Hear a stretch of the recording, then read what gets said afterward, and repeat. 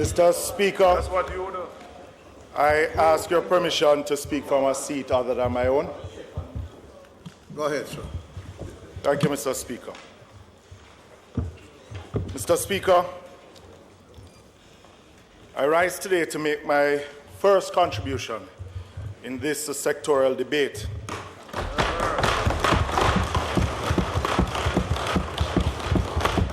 On the state of the country's transport sector.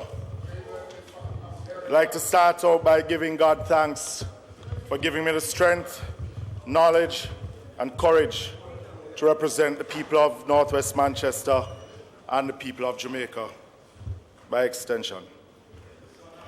The development of this sector is integral to the country's ability to experience sustainable growth, and therefore it is important that the current administration continues to make the necessary investments in the various modalities which would drive the overall advancement of transport in Jamaica. However, before providing the House and the country with our response to the presentation made last week by the present custodian of the portfolio, I would like to express my gratitude and appreciation to our party leader, the Most Honourable Portia Simpson Miller, for bestowing her confidence in me to shadow the portfolio of transport. I take this responsibility with the seriousness it deserves in protecting our achievements and legacy and presenting our ideas regarding the future of the sector. Mr. Speaker, last week we sat here and we listened to the presentation by the Minister and the connections he made between the various elements of the transport sector. He talked about his vision, the Labour Party's vision, but nothing about Jamaica's vision. Is there a national vision that binds us together? A vision that says, this is what we want for Jamaica. His presentation last week was an attempt to rewrite history, to discard what was done and throw cold water on the achievements of the previous administration.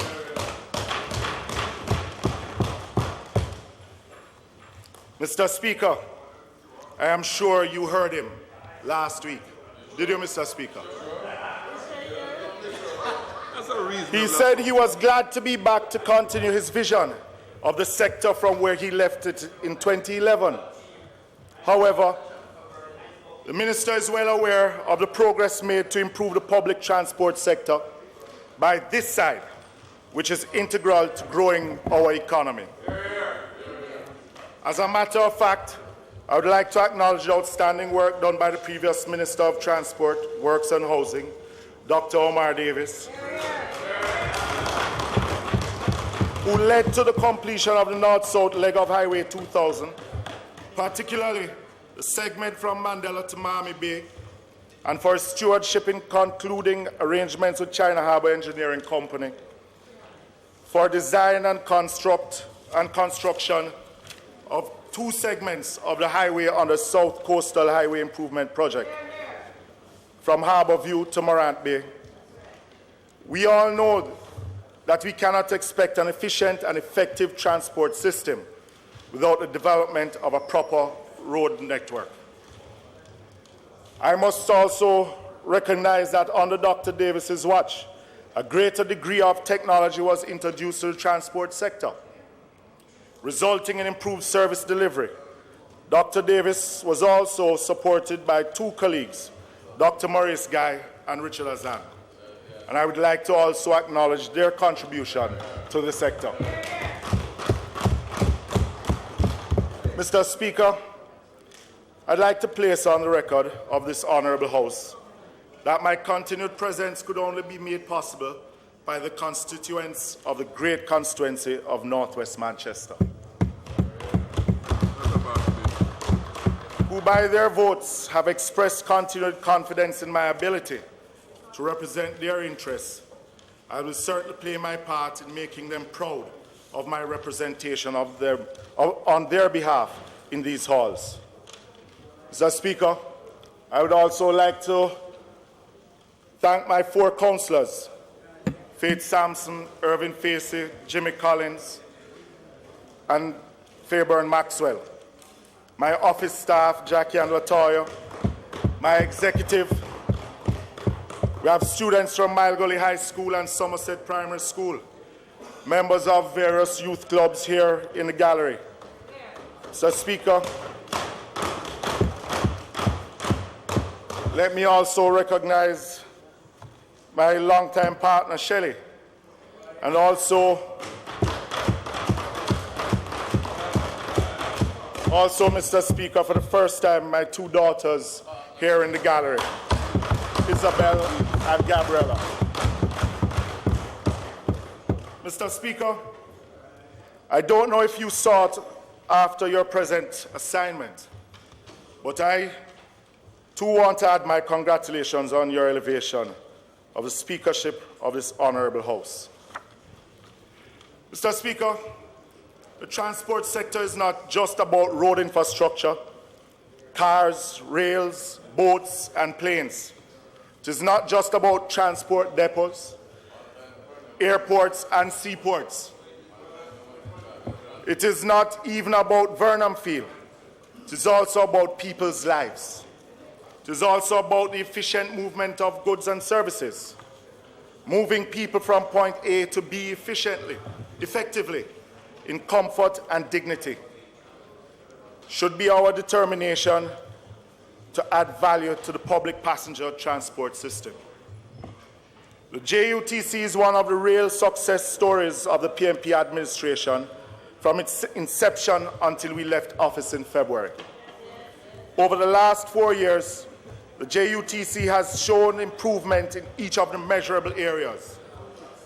Bus rollout increased from 240 in 2012 to 450 in 2015-16.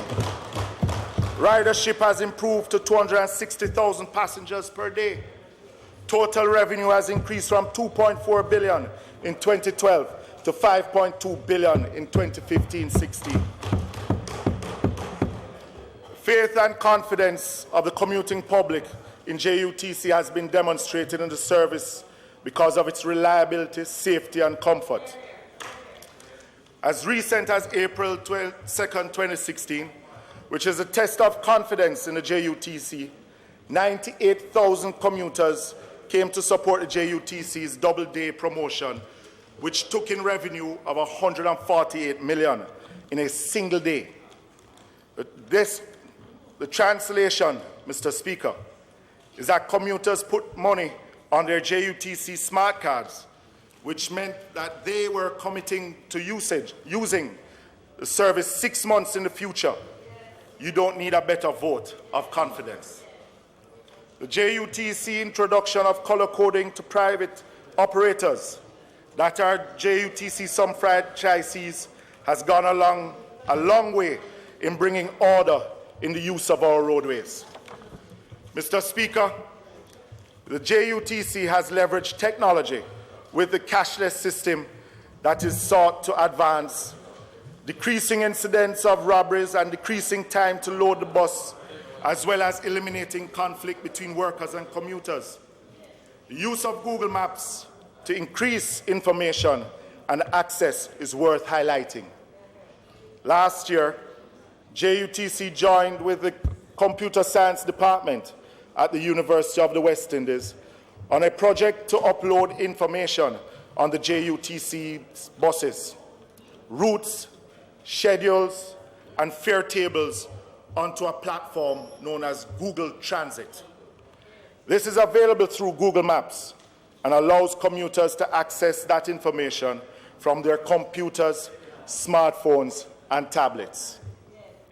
At the time, Jamaica was lauded as the first Caribbean country to provide ground transportation information to the world using Google Transit. The use of cameras on the bus has been an important safety feature. It has assisted the police in the detection of crime and the apprehension of criminals. Mr. Speaker, the company continues to experience difficulties, and if we ignore these challenges and do not make the necessary changes and investments, the ground transport network could fall into chaos. What do I mean? Mr. Speaker, we know, for example, that the JUTC needs over 200 buses to satisfy the present demand. However, there seems to be a provision for only 35 Chinese-made buses in the 2016-17 budget. In addition, the amount allocated for parts in the current budget is only adequate to cover the debt on parts supplied last year. There is no evident allocation in the purchase of parts to service buses this fiscal year. On top of this, Mr. Speaker, at present, there are approximately 150 buses parked at the various JUTC depots for the lack of spare parts. Mr. Speaker, we have an additional problem. In the 2016-17 revenue estimates, you got your chance to speak. Let me speak. It is projected that the JUTC would have increased its revenue by $147 million for this fiscal year, moving to $5.376 billion. This projection was based on an increased ridership, which was tied to an increase in the fleet size of 200 new buses.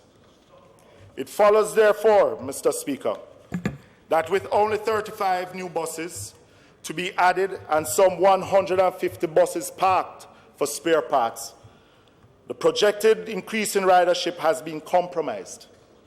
There is no way that the company would be able to reach its revenue target of $5.37 billion. As projected in the fiscal year's revenue estimates without special accommodation. Compounding the issue, Mr. Speaker, is a reduction in the subvention from central government to the JUTC, which has been cut from $3.1 billion to $1.7 billion. This clearly means that the JUTC will not be able to satisfy its obligations. Mr. Speaker, I took note of the minister's presentation last week, that he did not offer any real clarity on the situation regarding the JUTC. This lack of information from the minister forces me to ask the question that if the JUTC is to continue its operation, even at the current levels, can the Minister of Transport tell the country what are his plans regarding the viability of the JUTC? Is there a fair adjustment, fair increase being contemplated? Or will the government consider increasing its subvention to the JUTC? The minister notified the House last week that he plans to host a press conference to tell us more about the JUTC after being presented with the findings from an audit.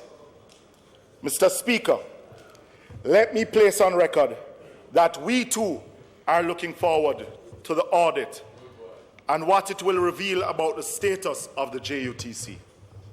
We hope the results are not politicized and become a witch hunt on the integrity and character of persons who have served under difficult and strenuous circumstances.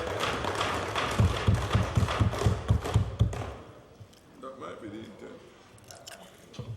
intent.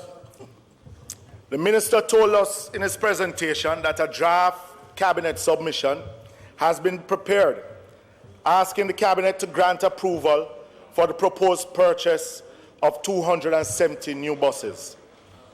We were told as well that the government is pursuing through the Ministry of Finance and the Public Service a loan agreement with ING Bank for the acquisition of 200 Belgian buses and spare parts, among other things.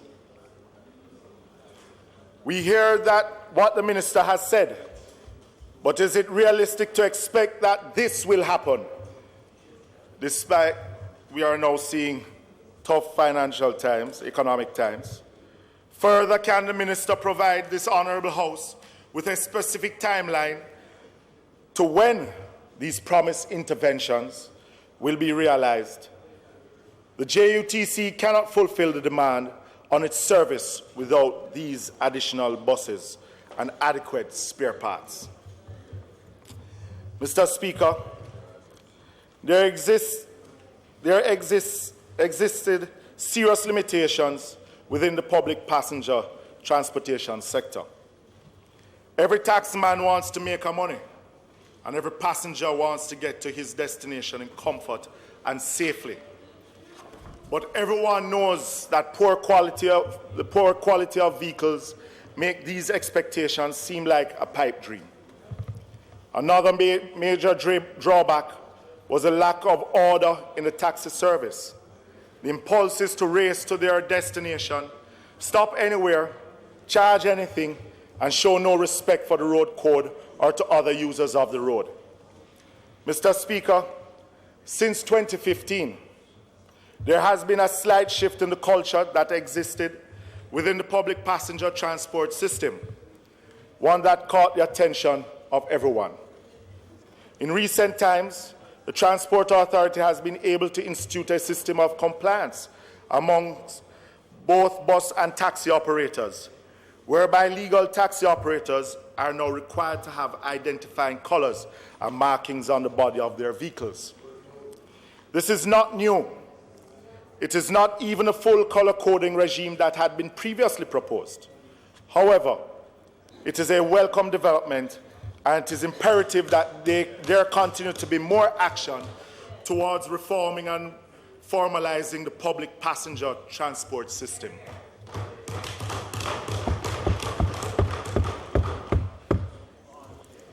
The Minister has told us that he has brought a level of harmony to taxi operation, that they no longer have to engage in cutthroat rivalry. Mr. Speaker, we welcome any effort to introduce and maintain order in the public passenger transport sector. I am certain that the travelling public listened to the Minister's words and would be expecting to see the manifestation of this agreement and new atmosphere post-haste. Mr. Speaker, it is rumoured, and I hope that it is not so, that consideration is being given to the relaxation of certain restrictions imposed by the previous administration regarding the importation of vehicles for public passenger transportation. Mr. Speaker, it is important that the current administration be mindful of the reasons behind the restrictions and err on the side of caution when considering their next move. For us, it's the best place in Jamaica. For us on this side, public safety is non-negotiable.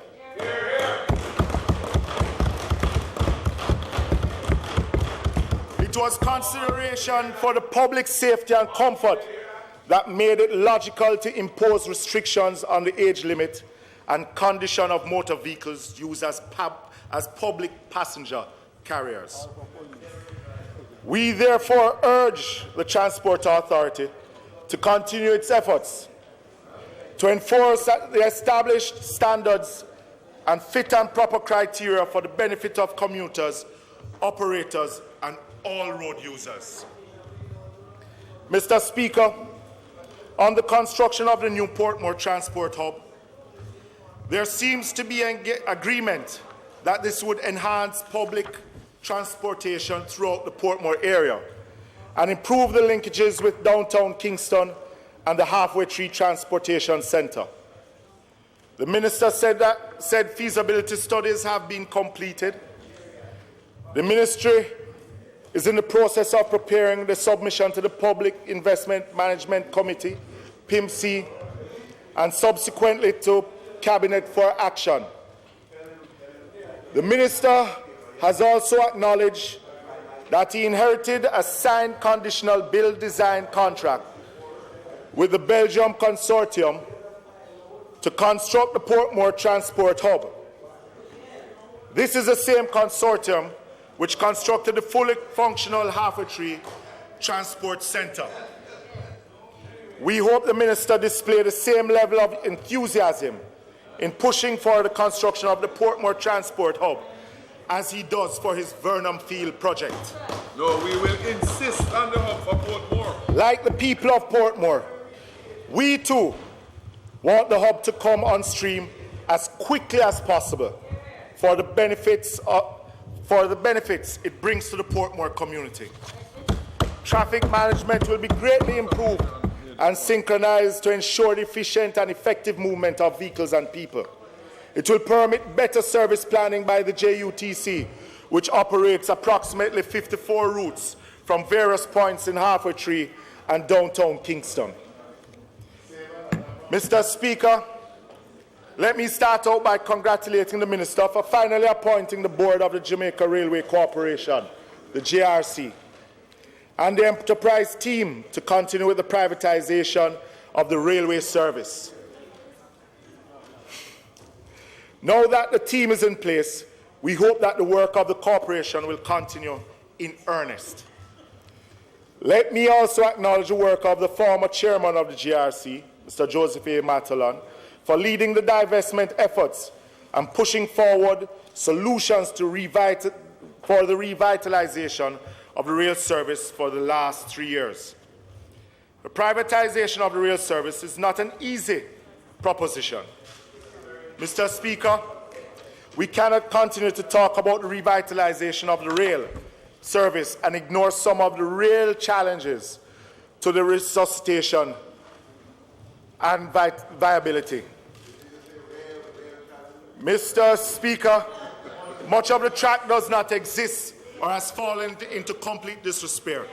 Another impediment to the reintroduction of train service is squatting. And in spite of government's intention and resolve to remove the squatters, it has not been done because there are all sorts of United Nations conventions on human rights, and therefore one would have to exercise due care in how a removal policy is implemented. Even after divestment, this would still be a concern going forward. Under the previous enterprise team, plans were well advanced for the privatization of JRC and the reintroduction of rail service. Discussions were taking place with foreign interests in Herzog, who had the responsibility of bringing the service back to life. Mr. Speaker, there is no truth to the notion advanced by the Minister that nothing was done. In fact, the Minister failed to inform this Honourable House that he left a railway a bankrupt entity which was borrowing money from the Ministry of Transport and Works in order to pay staff. No annual reports or professional audits of JRC had been prepared since 2009 during his tenure. Mr. Speaker, those documents are public record, having been tabled in this House. They show the massive wastage and loss which occurred during Minister Henry's term of office, culminating in a loss of Jamaican dollars 75 million in 2012. Fortunately, on account of the stewardship of the then Board of Directors, this situation has been recovered and the railway has been left by the previous administration showing a moderate profit.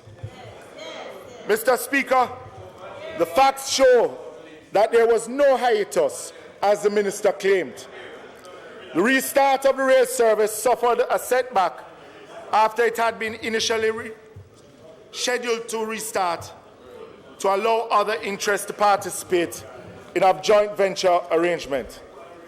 The divestment team and the board looked at several operations, opportunities such as ecotourism, and using the railway to entice a new discovery of the hinterland of the country, both for locals and visitors, and also to create new routes of attractions. All these things were in the works. However, it was not clear that in order to introduce these services, the railway would have to optimize its core functions of moving cargo, sugarcane and bauxite to generate a profit. According to a World Bank study carried out in June of 2013, the estimated cost of rehabilitating the railway from Montego Bay to Kingston is US $350 million, and was a major issue in the divestment process, as revenues from combined cargo and passenger services could not support such an expenditure. Mr. Speaker, one would therefore have to accept that the talk about the Vernon Field link is yet another of those promised interventions that we are waiting to see realized. Where will these funds come from? Is Cabinet being asked to consider an additional loan to build out train tracks to Vernon Field before the development of Vernon Field itself? And in any case, where are the studies and plans for this vaunted Vernon Field multimodal project? So, Mr. Speaker, while we laud the Minister for his interest and recognize his exuberance to restore the rail service as part of his multimodal transport plan, especially seeing that he's a man in a hurry, we would like to ask him whether his unbridled enthusiasm is guided by empirical data. None. The last known study that was conducted recommended that GRC should focus on its core function and then move to the introduction of other services once profitability was established. Mr. Speaker, we are sure that Minister Henry is aware of that study.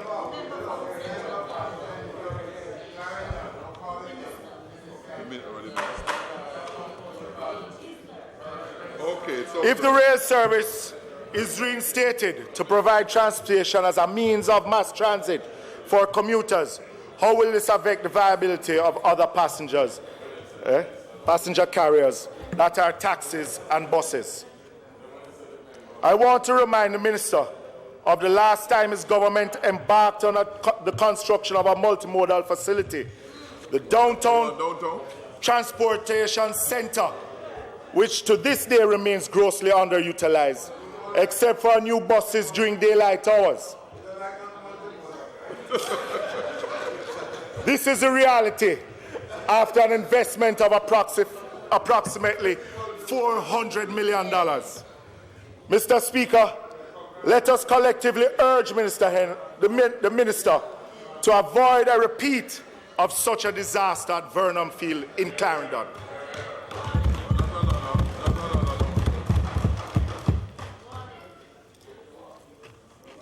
Mr. Speaker, it seems like the expanse of Minister Henry's Minister's multimodal transport plan does not take into account the ports, because as we understand it, the responsibility of the Port Authority of Jamaica seems to reside elsewhere. We are still awaiting the appointment of a new board of the Port Authority of Jamaica. A public body such as the Port Authority should not be languishing this long without the guidance of its board of directors. The present arrangement leaves the previous board operating in an ad hoc manner to facilitate sign-off of financial matters at the request of the authority. The board has no regular meetings. How are decisions being made, and who is in charge of the Port Authority of Jamaica? This concern, Mr. Speaker, is amplified in light of the expected handover of the Kingston Container Terminal to CMA CGM on July 1st, 2016. We know that much of the work has already been done by the previous administration, and there's little to do now, but corporate governance dictates the appointment of a board of directors to provide oversight and policy guidance to the Port Authority of Jamaica. We were told not long ago that we were going to get better governance from the new administration. I wonder if this is what it is. As the opposition spokesman on transport, let me, on behalf of my colleagues, thank the former directors of the Port Authority, the KCT enterprise team, and all the technocrats who contributed to a successful divestment venture. I believe come July 1st, we can collectively breathe a sigh of relief and declare this chapter closed. Mr. Speaker, in relation to the Norman Manley International Airport, there seems to be some amount of confusion in relation to its divestment. Since the throne speech, House Leader, the time for speaking, the member has expired. 5 minutes after.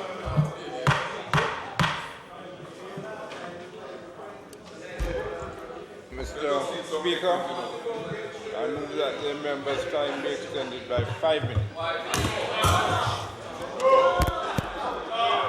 Mr. Speaker, I must object to that as grossly unfair.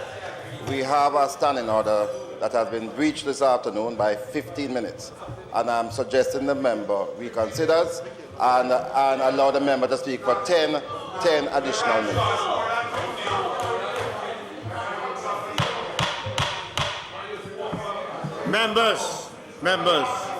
Members, I will use my discretion. The member's time will be extended by 5 minutes, and I will use my discretion. Those in favor?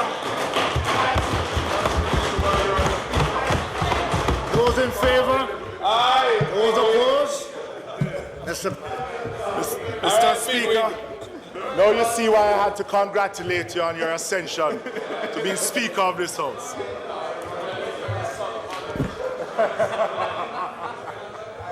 Mr. Speaker, there seems to be some amount of confusion in relation to the divestment of Norman Manley International Airport. Since the throne speech, we haven't heard anything definitive from the administration as to whether the divestment of NMIA remains a priority. After the setback on the initial attempt to divest NMIA, the enterprise team extended its work and presented a document to the former minister, which should have been made available to the present minister for submission to the cabinet for consideration. We know, based on his utterances last week, that the Minister of Transport has placed priority on other projects.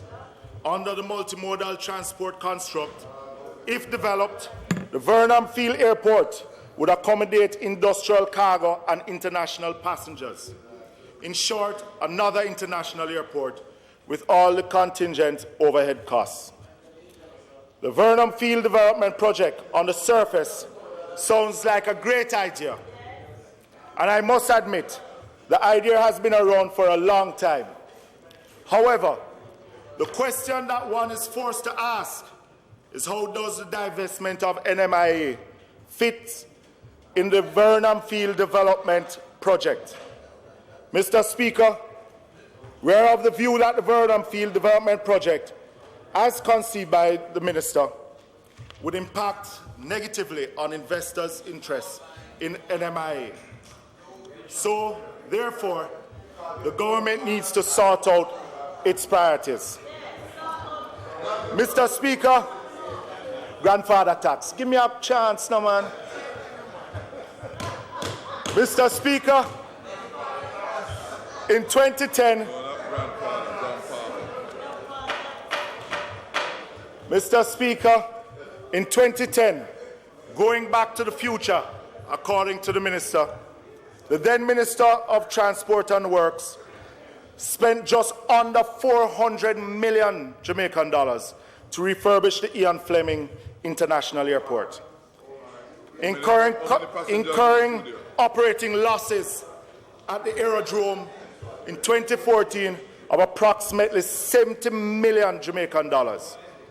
This massive expenditure to upgrade Ian Fleming to an international airport resulted in roughly 100 international landing flights between April 2013 and February 2014, for an average of just under 9 landings per month.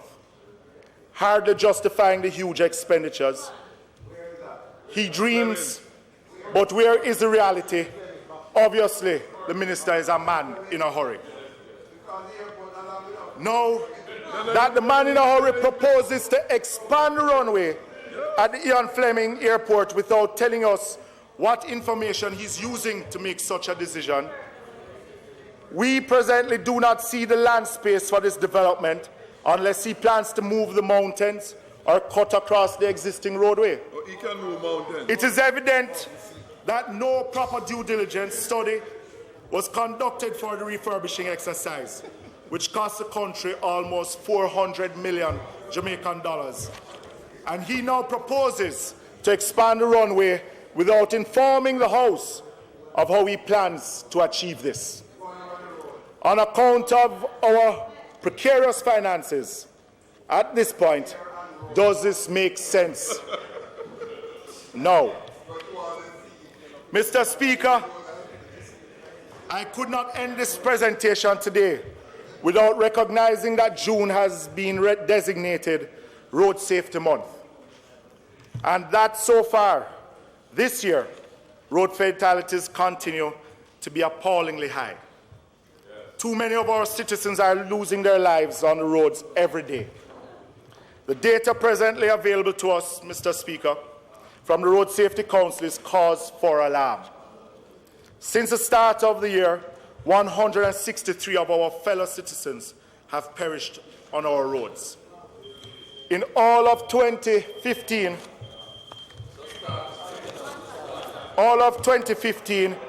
according to the information compiled from the Police Traffic Division, 382 citizens lost their lives.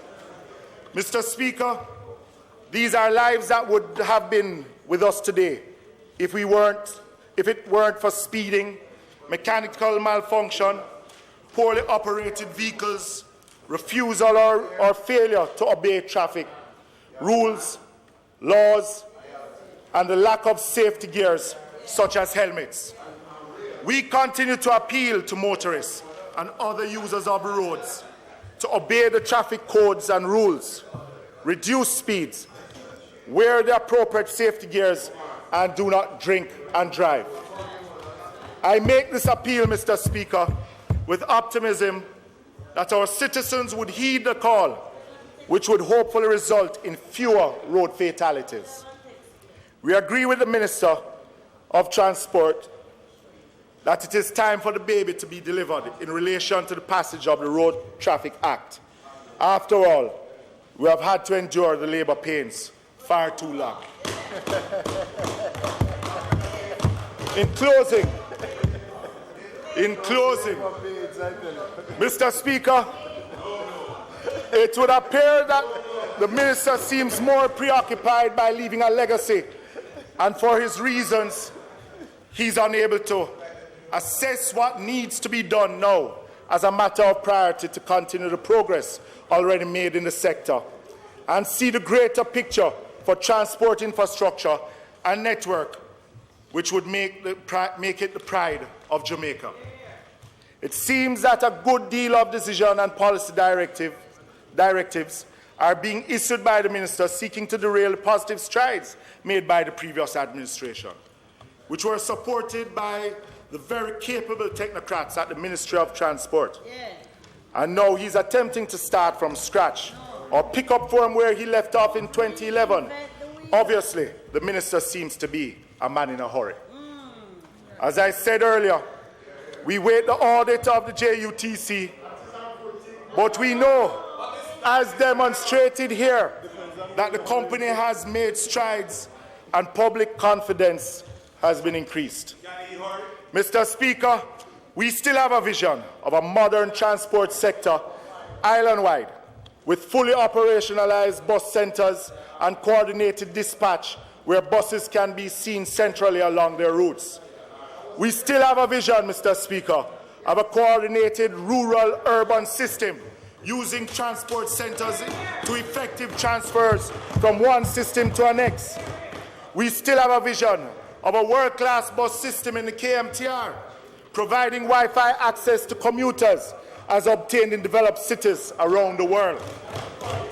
We still have a vision that the Norman Manley International Airport be divested and the runway expanded to accommodate the next generation of aircraft that the Minister of Tourism so ably described. This is also the case for Sangster International Airport's runway. We still have a vision of a properly developed port policy to manage and guide the development of our ports. I am not a man in a hurry, like you, Minister. We still have a vision of a taxi system that provides world-class service for the traveling public. We still have a vision, Mr. Speaker, that one day water taxis will be used to transport commuters. We still have a vision where persons living in Port Royal would once again sail the seas of the Port Royal ferry from downtown Kingston to Port Royal, enjoying the beauty of the Kingston Harbour. Mr. Speaker, we on this side have a vision of a transport sector that we can be proud of and is beneficial to every single Jamaican. The Jamaican vision. Mr. Speaker, I thank you.